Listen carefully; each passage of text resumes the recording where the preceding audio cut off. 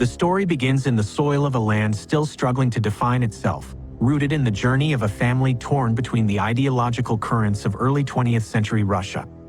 The protagonist, Rafi Eitan, emerges from a lineage split by the fierce debates of the time, where some relatives chose the path of communism while his parents chose Zionism.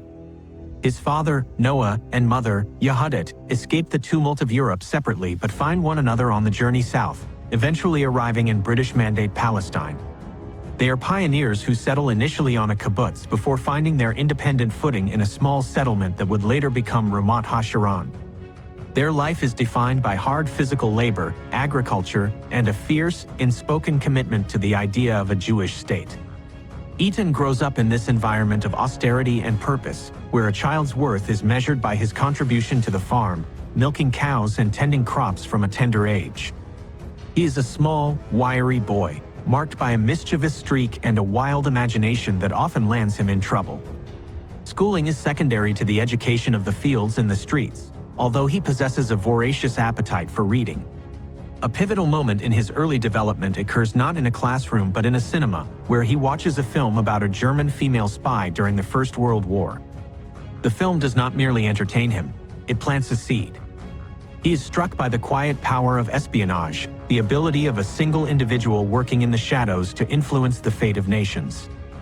He tells his mother that he intends to become a spy for his country, a declaration that elicits a serious conversation about patriotism and treachery rather than dismissal. This childhood resolve foreshadows the trajectory of his entire adult life. As he matures, the atmosphere in the region darkens. The Second World War rages in Europe, and the threat of a German invasion of the Middle East feels imminent.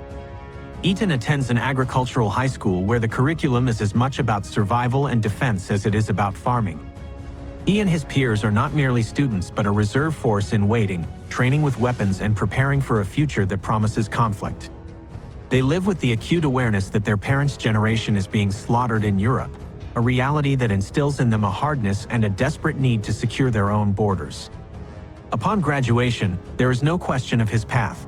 He enlists in the Palmach, the elite fighting force of the Jewish community's pre-state defense organization. Life in the Palmach is a grueling duality of labor and combat training. Eitan thrives in this environment, his small stature belied by his physical strength and endurance. He specializes in close-quarters combat, reconnaissance, and sabotage, skills that he hones with obsessive dedication. He learns the art of moving unseen, of using the night as a cover, and of striking targets with precision. His first taste of significant operational success comes when he participates in the liberation of detainees from a British holding camp, an operation that requires stealth and rapid coordination. However, the experience also teaches him a painful lesson about the volatility of explosives when a mishap with gelignite leaves him temporarily deafened and scarred, a permanent physical reminder of the risks inherent in his chosen trade. The conflict with the British authorities intensifies as the Mandate government continues to restrict Jewish immigration despite the horrors of the Holocaust. Eitan finds himself at the tip of the spear in the resistance movement. He commands a team tasked with destroying British radar installations used to track ships carrying refugees. The mission is complex, requiring deep infiltration into a fortified zone on Mount Carmel. He displays a natural aptitude for operational planning, scouting the target himself and devising a scheme that allows his team to plant explosives right under the noses of the British guards. The operation is a success, the radar station is obliterated, and Eitan solidifies his reputation as a daring and capable field commander. The violence of the period is not limited to clashes with the British. The Jewish leadership decides to take action against the German Templar community in Palestine, some of whom had engaged in pro-Nazi activities and were attempting to return to their properties after the war. Eitan is assigned the grim task of deterrence. He leads a small squad to ambush a vehicle carrying Templar residents. In a moment that defines the ruthlessness required by his role, he stops the carriage and executes the two German men inside. He acts without hesitation, driven by the conviction that allowing Nazi sympathizers to remain in the land is an insult to the millions dead in Europe. This act, conducted in cold blood, marks a significant step in his evolution from a soldier who fights in battle to an operative who executes targeted eliminations for the state. As the British Mandate crumbles and the State of Israel declares its independence, the simmering conflict erupts into full-scale war. Eitan fights on the northern front, facing the invading Lebanese and Syrian armies.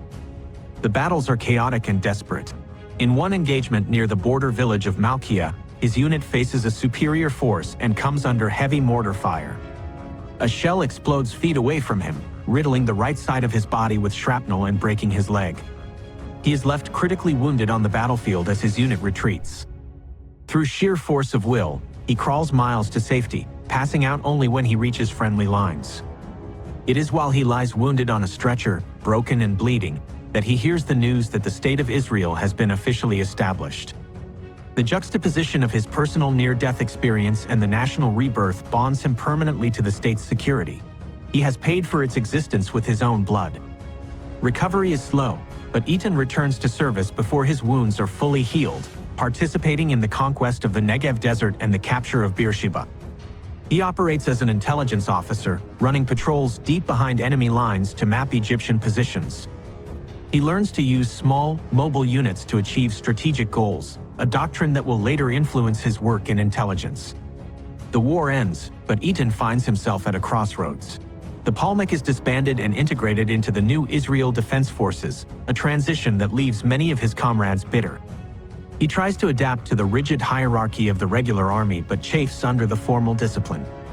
A failed interview for an officer's course, where he is judged for his sloppy appearance rather than his combat record, convinces him that his future lies elsewhere. His exit from the military leads him directly to the doorstep of Isser Harel, the legendary and formidable chief of the newly formed security services. Harel, who knows Eitan's family, invites the young veteran to his home. The recruitment interview is unorthodox. Harel challenges Eitan to demonstrate his infiltration skills on the spot. Eitan accepts the challenge, scaling a drain pipe to enter a third-floor apartment via the balcony, proving his agility and disregard for conventional barriers. Harel hires him immediately. This moment represents the shift from open warfare to the shadow world. Eitan is no longer a soldier fighting for territory. He is now an operative fighting for information and internal security. He joins the Shin Bet, Israel's internal security agency, where he is tasked with establishing and leading the operations unit. The young state is paranoid, fearing enemies from within as much as from without. Eitan's unit targets political subversives, focusing heavily on communist groups and monitoring the Soviet embassy. He becomes a master of the break-in, picking locks and planting listening devices in diplomatic missions and private homes. He operates in a legal gray zone, driven by the belief that the fragility of the new state justifies extreme measures. His team becomes the operational arm for both the Shin Bet and the Mossad, executing missions that require technical wizardry and nerves of steel. One of the most harrowing operations of this period involves the hunt for a rogue Israeli officer, Alexander Israel, who attempts to sell state secrets to Egypt. The betrayal shakes the defense establishment to its core. Harel orders Eitan to track the traitor down in Europe and bring him back to Israel for trial. Eitan flies to Rome and then Vienna, coordinating a surveillance web that tracks the target across the continent. They eventually lure the man into a trap in Paris, kidnapping him and drugging him for transport aboard a military aircraft. The operation takes a dark turn when the captive succumbs to an overdose of sedatives combined with the freezing temperatures of the flight. Instead of delivering a prisoner to justice, Eitan lands in Israel with a corpse. The body is disposed of at sea, and the failure leaves a deep impression on Eitan. He vows that in future abduction operations, the safety of the captive must be guaranteed to ensure they face the legal consequences of their actions. Following his early years in the Shin Bet, Eitan decides to broaden his horizons. Feeling the limitations of his education and language skills, he takes a leave of absence to study in London.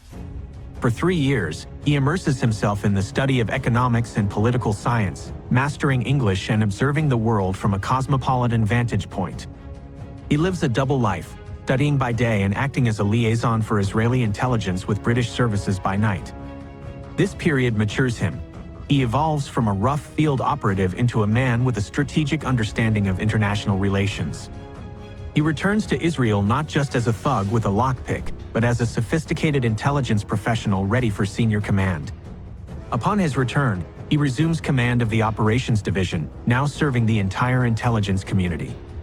The atmosphere in the security services is tense, driven by the existential fear of Arab rearmament and the presence of Nazi war criminals who escaped justice after the Holocaust.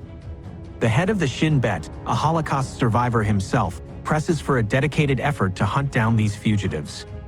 The name Adolf Eichmann, the architect of the final solution, surfaces repeatedly in intelligence reports. Information trickles in from various sources suggesting that Eichmann is alive and hiding in Argentina. Initial investigations are hesitant, hampered by budget constraints and distance, but a breakthrough comes when a source provides a specific address in a Buenos Aires suburb. Eitan is brought into the fold as the operational planner. He begins to assemble a team of the finest field agents Israel has to offer, men he knows and trusts implicitly.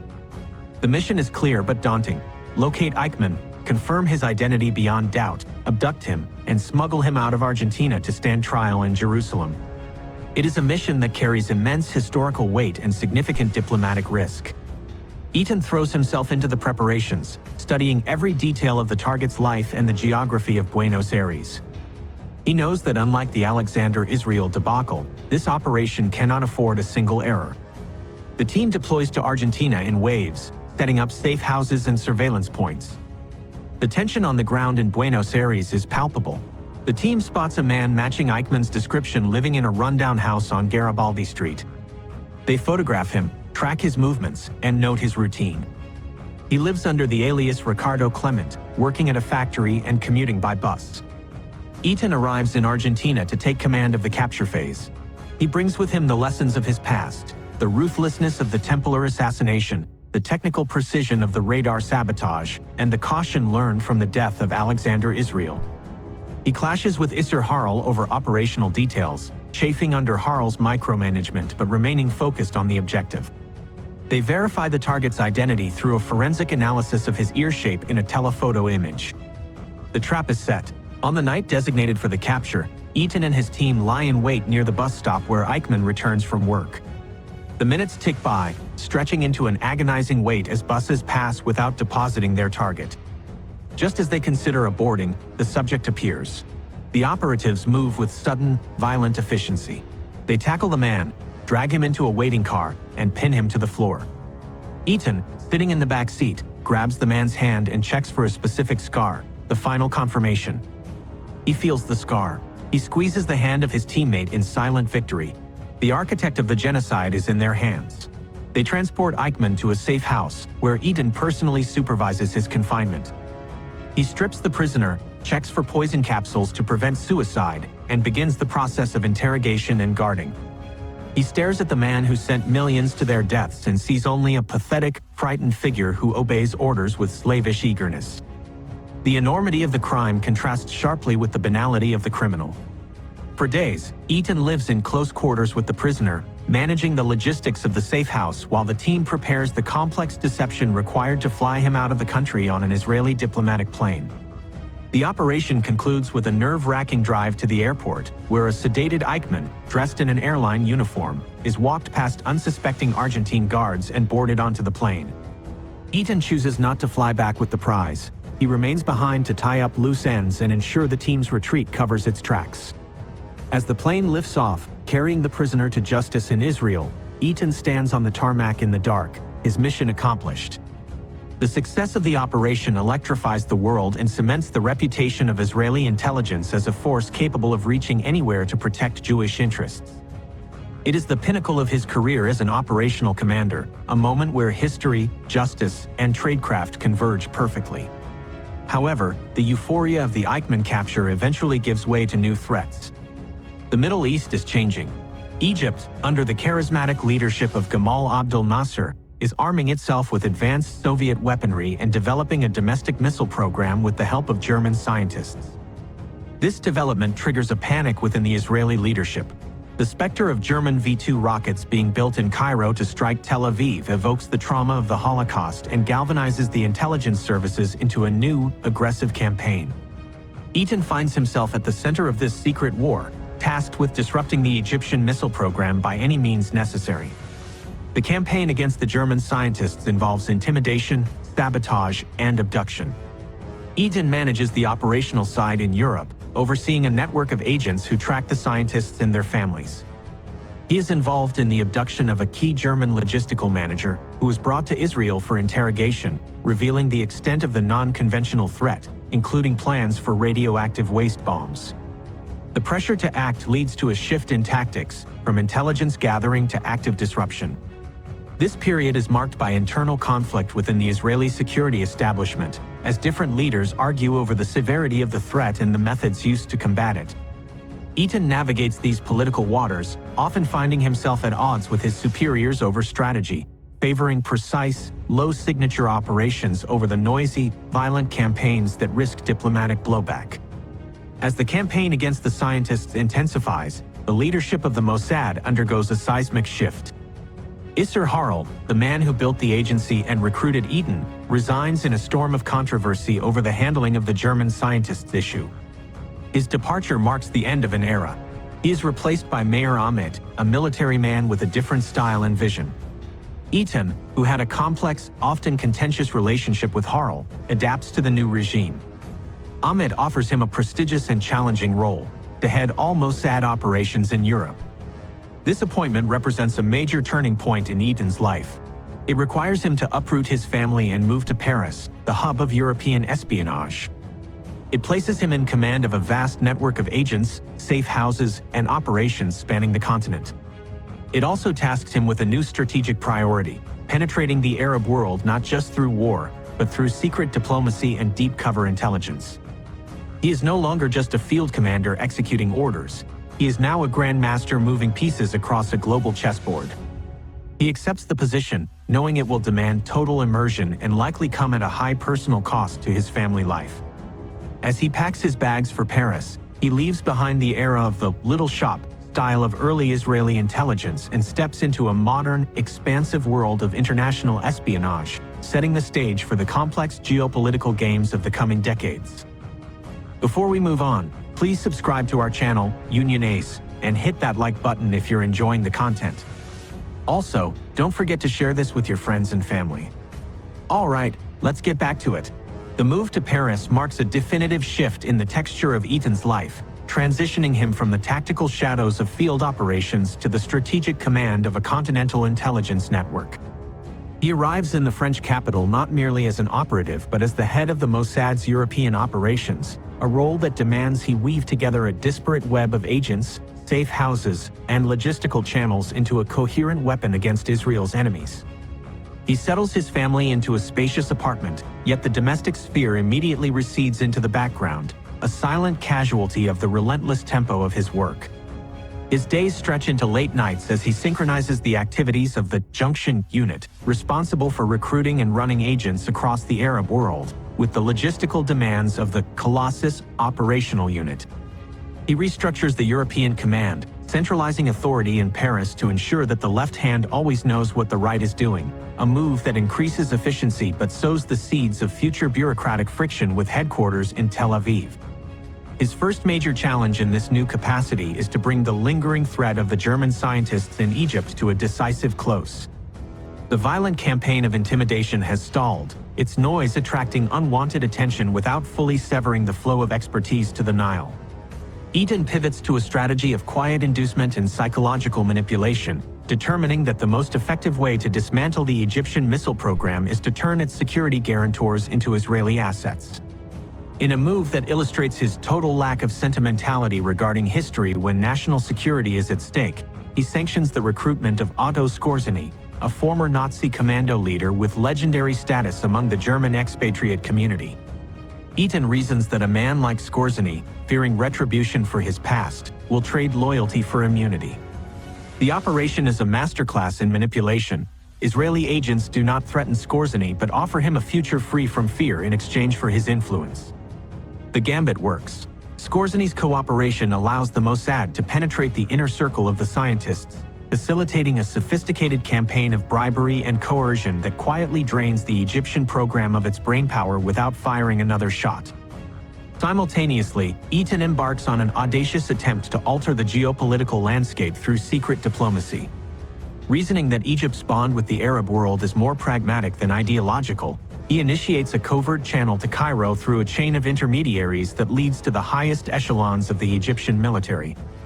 He orchestrates a series of clandestine meetings in European hotels, exploring the possibility of a grand bargain that would trade economic aid and political concessions for a cooling of tensions. This hotline to Nasser's regime offers a tantalizing glimpse of a different future, one where intelligence agencies pave the way for peace.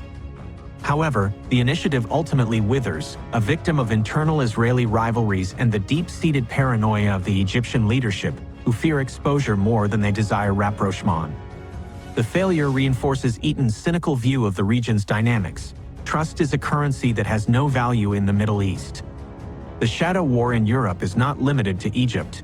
The rise of Palestinian nationalism creates a new, decentralized enemy that operates with impunity across the continent. Eitan oversees the infiltration of these nascent organizations, placing agents who provide a steady stream of intelligence on their leadership and plans. He advocates for a strategy of decapitation, arguing that eliminating the charismatic founders of the movement will fracture it before it can coalesce into a strategic threat. His superiors, however, demur, preferring containment to assassination, a hesitation that Eitan views as a missed historical opportunity. This period also sees the expansion of Israel's periphery doctrine, as Eitan cultivates relationships with the intelligence services of non-Arab Muslim states. He travels to the Atlas Mountains to forge a bond with the Moroccan security apparatus, a partnership cemented over late-night feasts with King Hassan II's most feared enforcer, General Ufkir.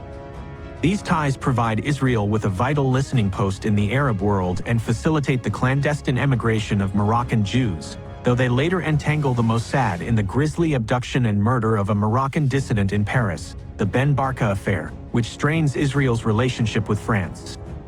The golden age of the Franco-Israeli alliance begins to tarnish as Charles de Gaulle reassesses France's strategic interests in the Arab world. Eitan watches from his vantage point in Paris as the warmth of the security relationship cools into a frigid diplomatic distance. The imposition of an arms embargo on the eve of a looming regional war serves as a brutal wake-up call, confirming the Zionist axiom that Israel can ultimately rely only on itself. When the Six-Day War erupts, Eitan is in Europe, coordinating the frantic logistical effort to circumvent the embargo and keep the supplies flowing to the Israel Defense Forces. He utilizes every contact and loophole available, ensuring that critical spare parts and ammunition reach the front lines despite the official blockade. The lightning victory of 1967 reshapes the map of the Middle East, but for Eitan, it underscores the fickle nature of international alliances and the absolute necessity of independent covert capabilities. Following the war, the internal landscape of the Israeli intelligence community shifts once again. Meir Amit, the director who had valued Eitan's creativity and independence, steps down, replaced by Zvi Zamir, a general with no background in espionage. The chemistry between Eitan and the new chief is toxic from the start. Zamir brings a bureaucratic, centralizing management style that Eitan finds suffocating.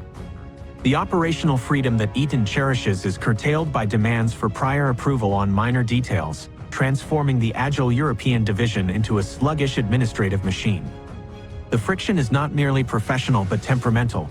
Eitan views Zamir as an outsider who lacks the intuitive grasp of the tradecraft, while Zamir likely views Eitan as an unmanageable relic of a bygone era.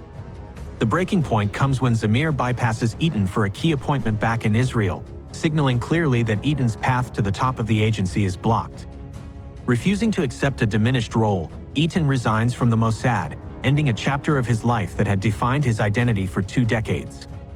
He returns to Israel a private citizen but finds himself unable to fully sever his ties to the security establishment. He spends a year seconded to the Ministry of Defense, dealing with procurement and production, a role that lacks the adrenaline of field operations but provides him with a crash course in the economics of warfare.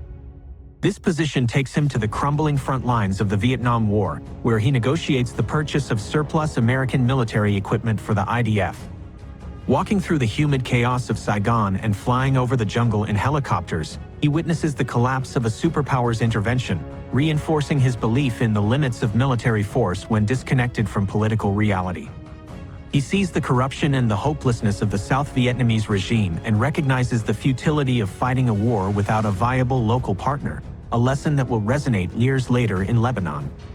Leaving the public sector entirely, Eitan plunges into the world of private business with the same intensity he once applied to espionage. He partners with an Israeli-American tycoon to build hotels and infrastructure in the Sinai Peninsula and Iran, leveraging his network of contacts to open doors that remain closed to others. He becomes a man of commerce, trading in tropical fish from the Red Sea, managing vast turkey farms, and speculating on land deals. He drives shipments of live fish across the desert himself, fighting to keep them alive, applying his operational problem-solving skills to the logistics of aquaculture. He makes money and loses it, navigating the volatile Israeli economy with varying degrees of success. Yet, beneath the activity of the businessman lies a restlessness, a sense that his true vocation remains unfulfilled. The world of profit and loss cannot compete with the high stakes of national security. The trauma of the Yom Kippur War jolts him back into the orbit of the state. Though a civilian, he rushes to the front lines when the fighting starts, using his personal connections to attach himself to a command unit in the Sinai. He grabs a rifle and leads improvised patrols to hunt down Egyptian commandos behind Israeli lines, fighting with the desperation of a man defending his home. The intelligence failure that allowed the surprise attack confirms his darkest suspicions about the complacency of the establishment. He watches the political fallout consume the leadership of the country, clearing the way for a new political order. Sensing the shifting winds, he aligns himself with Ariel Sharon, the charismatic and controversial general who is maneuvering his way into politics. Eitan sees in Sharon a kindred spirit, a man of action who disdains bureaucracy and is willing to break rules to achieve results. He helps Sharon form a new political party, organizing the grassroots campaign and navigating the labyrinth of coalition politics. When the right-wing Likud party sweeps to power in the upheaval of 1977, Eitan's gamble pays off. He is brought back into the heart of the establishment as the Prime Minister's counterterrorism advisor. Returning to the Prime Minister's office feels like a restoration. He is once again at the nexus of decision-making, coordinating the war against the Palestinian factions that have turned Lebanon into a base for attacks against Israel. He establishes a new operational doctrine, integrating the disparate intelligence arms into a unified defensive and offensive posture. He pushes for aggressive measures, advocating for the targeted assassination of the PLO leadership and the disruption of their infrastructure abroad. He builds a parallel network of international relationships, bypassing the Mossad's monopoly to forge direct ties with elite counterterrorism units in Europe and America. His office becomes a nerve center, processing intelligence from all agencies and translating it into actionable policy for Prime Minister Menachem Begin. The threat landscape is dominated by the chaos in Lebanon and the looming specter of an Iraqi nuclear bomb. Eitan becomes a key player in the secret diplomatic effort to prevent Iraq from acquiring a nuclear reactor from France. When diplomacy fails, he is privy to the preparations for the military strike that destroys the reactor, a preemptive act that defines the Begin doctrine of ensuring no enemy of Israel possesses weapons of mass destruction. Simultaneously, he becomes deeply involved in the Lebanese quagmire. He cultivates relationships with the myriad factions of that fractured country, meeting with Christian warlords in the mountains and Shiite leaders in the valleys, searching for a reliable ally who can secure Israel's northern border. He is skeptical of the Mossad's reliance on the Christian phalange, viewing them as corrupt and unreliable, but the political momentum for an alliance with them is unstoppable. As Israel prepares to invade Lebanon to uproot the PLO, Eitan finds himself in the inner circle of Defense Minister Ariel Sharon. He warns Sharon against a limited operation, arguing that if they are to go in, they must go all the way to Beirut to achieve a decisive strategic victory, but they must wait for the right provocation to justify such a massive move. When the war begins, he functions as a roving troubleshooter, moving between the front lines and the cabinet room, witnessing the disconnect between the battlefield reality and the government's understanding. He sees the grand design of a new order in Lebanon crumble as the Christian president-elect, Bashir Gemayel, is assassinated, and the Phalangist militia, unleashed by the IDF into the refugee camps of Sabra and Shatila, commits a horrific massacre. In the aftermath, as a commission of inquiry rolls heads and forces Sharon from office, Eitan survives, his testimony carefully calibrated to protect his own standing while exposing the systemic failures of intelligence that led to the disaster. It is in this atmosphere of post-war reckoning and strategic recalibration that Eitan takes on a new, obscure role that will lead to his ultimate undoing. He is appointed head of LECM, the Bureau of Scientific Relations, a small, secretive intelligence unit within the Ministry of Defense tasked with gathering technological and scientific intelligence. The unit has traditionally focused on acquiring technology for Israel's nuclear and defense industries, operating in the gray areas of industrial espionage. Eitan, with his insatiable curiosity and aggressive operational philosophy, reinvigorates the unit, expanding its reach. He is a man who believes that when it comes to the security of the state, there are no forbidden zones, no allies so close that they are immune to scrutiny. Into this web walks Jonathan Pollard, a Jewish-American naval intelligence analyst. Pollard is a walk-in, a volunteer driven by a complex mix of ideological Zionism and personal grievance, offering Israel classified documents of the highest value. The intelligence he provides is staggering in its scope and depth: satellite imagery, details of Arab military capabilities, and assessments of Soviet weapons systems that the United States has withheld from its Israeli ally. For Eitan, the temptation is irresistible. The material fills critical gaps in Israel's security picture, providing a strategic advantage that cannot be ignored. He knows the risks of running an agent within the American intelligence community. It violates the unwritten rule against spying on Israel's primary patron. But the potential reward blinds him to the catastrophic political danger. Eitan takes personal charge of the operation. He applies the tradecraft of a lifetime to the handling of this new asset. He establishes a secure channel for the documents, arranges for the copying and analysis of the mountains of paper Pollard steals, and sets up meetings in Paris to debrief the agent and steer his collection efforts. He creates a dedicated team within Lechem to process the intelligence, treating the operation with the highest classification. For a time, the flow of secrets is a golden river, feeding the voracious appetite of the Israeli defense establishment. Eitan feels he is fulfilling his ultimate duty, ensuring the survival of the state by any means necessary. He justifies the betrayal of the American trust with the historical trauma of the Jewish people, the belief that when the chips are down, Israel stands alone and must know everything its enemies know, even if that knowledge is locked in the safes of its friends. The operation runs with a feverish intensity. Pollard becomes more daring, his thefts more voluminous. The warning signs of his instability are ignored or managed, subsumed by the incredible value of the product he delivers. Eitan, the master of the calculated risk, convinces himself that the operation is secure, that the plausible deniability of using a rogue unit like Lechem will protect the state if the worst happens. He is operating at the zenith of his power, a spy master running one of the most damaging penetrations in the history of U.S. intelligence, believing he can control the uncontrollable. He stands on the precipice, holding the secrets that will save his country, unaware that the ground beneath him is about to give way, leading to a crisis that will shatter his career and leave a scar on the alliance he sought to protect. Before we move on, please subscribe to our channel, Union Ace, and hit that like button if you're enjoying the content. Also, don't forget to share this with your friends and family. Alright, let's get back to it.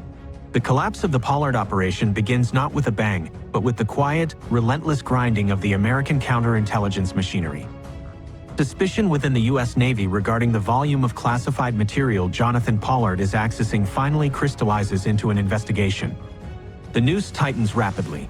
Pollard, sensing the imminent danger, attempts to flee. He and his wife drive to the Israeli embassy in Washington, D.C., seeking the sanctuary of diplomatic asylum, believing that the country for which he has betrayed his own will shield him.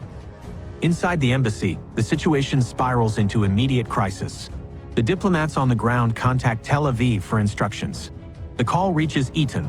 He faces the most critical decision of his career, a choice between the life of an agent and the strategic alliance that underpins Israel's survival.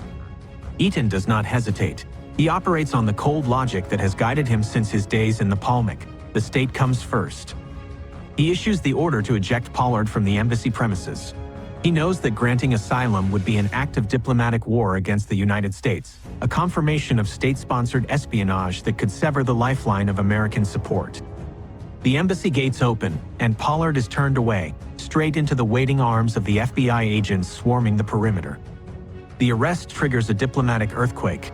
The United States government is apoplectic with rage, viewing the recruitment of an American analyst as a profound betrayal by a friendly nation.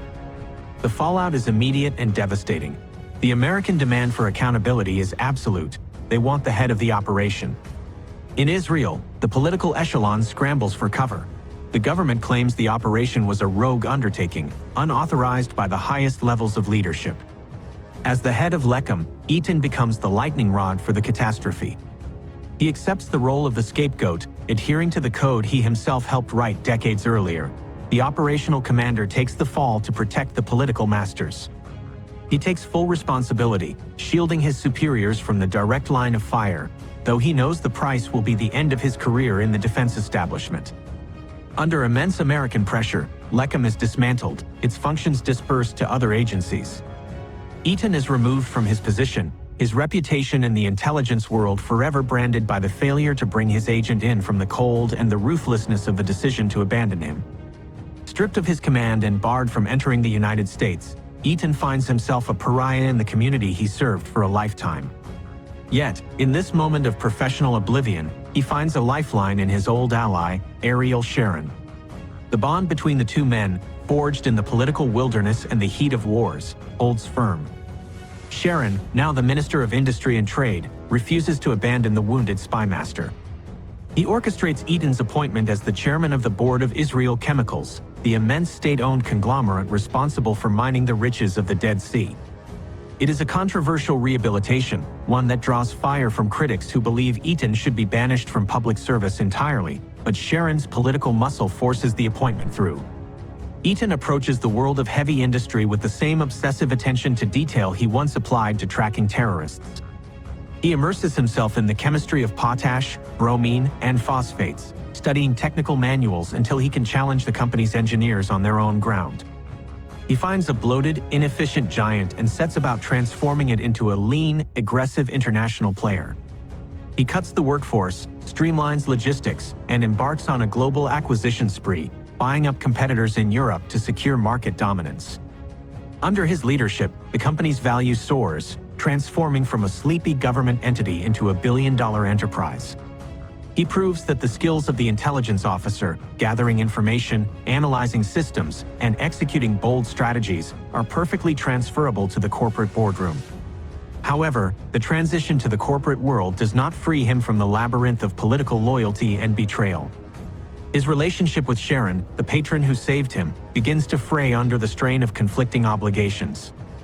Sharon views Israel Chemicals as a reservoir of patronage, a place to reward political loyalists with jobs and influence.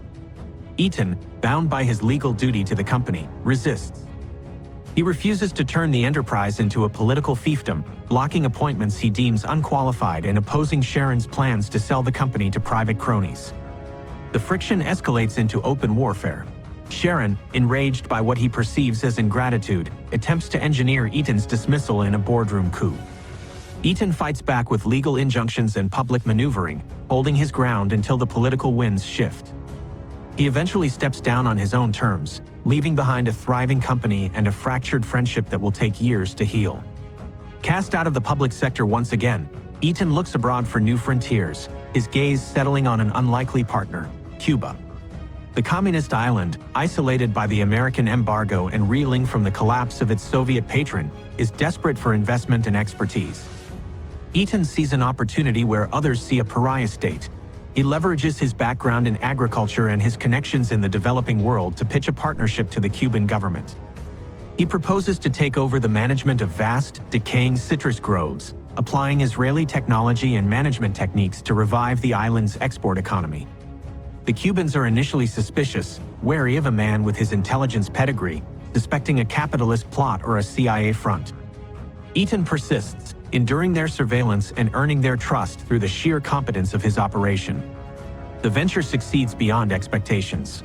The Israeli team rehabilitates the orchards, revamps the packing houses, and opens new markets for Cuban fruit in Europe. Eitan expands his business empire on the island to include real estate, constructing modern office towers in Havana to house the influx of foreign companies. His success attracts the attention of Fidel Castro himself. The Cuban leader, fascinated by the Israeli spymaster turned agricultural tycoon, summons Eitan for late-night conversations. They bond over long dinners that stretch until dawn, discussing history, geopolitics, and agriculture. Eitan finds in Castro a towering intellect and a voracious curiosity, a man who treats him as a peer rather than a subordinate. In these surreal encounters, the former hunter of Nazis and the communist revolutionary find common ground, bridging the ideological chasm through mutual respect and shared interests in the soil and the survival of small nations. Despite his success in the Caribbean, the pull of his homeland and its unfinished battles remains strong. As he enters his 80s, an age when most men retreat into retirement, Eitan senses a new opportunity in the chaotic landscape of Israeli politics. The failure of the established parties to address the needs of the aging population creates a vacuum.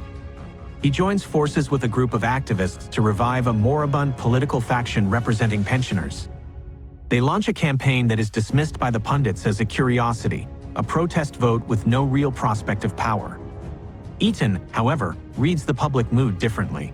He senses a deep frustration with the corruption and cynicism of the political class, a desire for a clean break.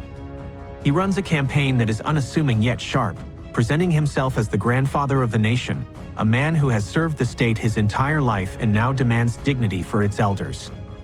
The result is a political earthquake. The Pensioners' Party captures 7 seats in the Knesset, transforming overnight from a marginal curiosity into a kingmaker. Eitan finds himself thrust back into the center of power, this time as a cabinet minister in the government of Ehud Olmert. He leverages his newfound clout to establish a ministry dedicated to the affairs of senior citizens, channeling budgets to Holocaust survivors and improving healthcare for the elderly. He revels in the game of coalition politics, using his intelligence instincts to navigate the treacherous currents of the Knesset. Yet, the success is short-lived. The party, lacking a deep ideological base or a seasoned political machine, fractures under the weight of internal squabbles and the pressures of governance. By the next election, the bubble bursts, and the party is wiped off the political map. Eitan accepts the defeat with the stoicism of a man who has seen empires rise and fall, viewing his political adventure as one last service to the generation that built the state. In the twilight of his life, Eitan turns his mind to the unresolved conflict that has defined his nation's existence. He looks at the Palestinian issue with the cold, unsentimental gaze of an intelligence analyst. He rejects the optimism of the peace process and the illusions of the settlers alike. He sees no partner for peace on the other side, no willingness among the Palestinian leadership to accept the legitimacy of a Jewish state. Yet, he also sees the demographic peril of continued occupation. His solution is a unilateral separation, a pragmatic divorce that draws a hard border based on security needs rather than biblical dreams. He advocates for a withdrawal from the majority of the West Bank, leaving the Palestinians to govern themselves while Israel retains control of the vital Jordan Valley. It is a vision born of necessity, a belief that walls and borders are the only guarantee of survival in a hostile region. He pitches his plan to prime ministers and generals, a Cassandra warning of the dangers of inaction, arguing that the time for negotiated solutions has passed and that Israel must shape its own destiny before the window of opportunity closes forever. As his health declines, Eitan remains active, a restless spirit refusing to go gently into the night. He continues to sculpt, creating metal figures that reflect the turmoil and strength of his life. He dictates his memoirs, anxious to set the record straight, to ensure that the operations he led and the decisions he made are understood by future generations. He remains unrepentant about the Pollard affair, maintaining that his duty was to the state above all else, though he carries the weight of the agent's long imprisonment. He looks back on a life lived in the shadows, from the dusty fields of his childhood to the command centers of the Mossad, from the jungles of South America to the halls of power in Jerusalem. He sees himself as a soldier who never really left the battlefield, a man who did the dirty work so that his people could live in the light. The story ends with the image of an old warrior who, even on his deathbed, remains engaged with the world, dictating final clarifications about his most controversial operation, insisting on the truth as he saw it, and finally succumbing to the inevitable, leaving behind a legacy as complex and hardened as the state he helped to build.